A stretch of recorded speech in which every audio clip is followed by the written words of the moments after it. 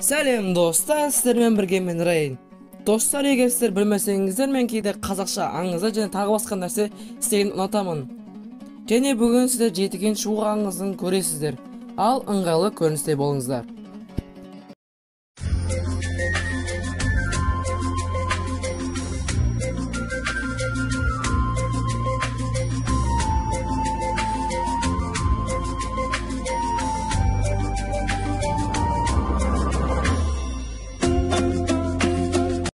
Бұл аңыз қаһарлы аяз күндерінде болған.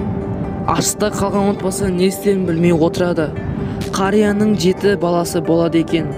Ең тұңғыш баласы Қане өмірден өткеннен кейін қайғыға түскен қария бір қапқан ағашты кесіп, одан аспап жасайды екен. Бірінші жіпті іліп қырағым күйін орындайды. Екінші баласы Төрәлім өмірден өткеннен кейін екінші жіпті іліп қанат сыңар күйін орындайды. Үшінші баласы Жайкелді өмірден өткеннен кейін үшінші жіпті іліп Қомарым күйін арнайды. Төртінші баласы Мекен өмірден өткеннен кейін от сөнер күйін арнайды.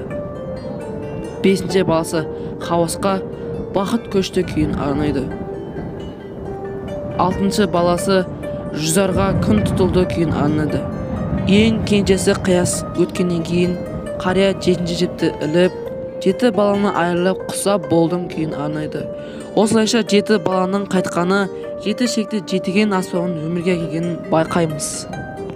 Ал достар, сіздерге жетігеннің аңызы түсінікті болды деген ойдамын. Видеомыз соңына да жетті. Сіздермен болған мен Райын. Сау саламатта болыңыздар.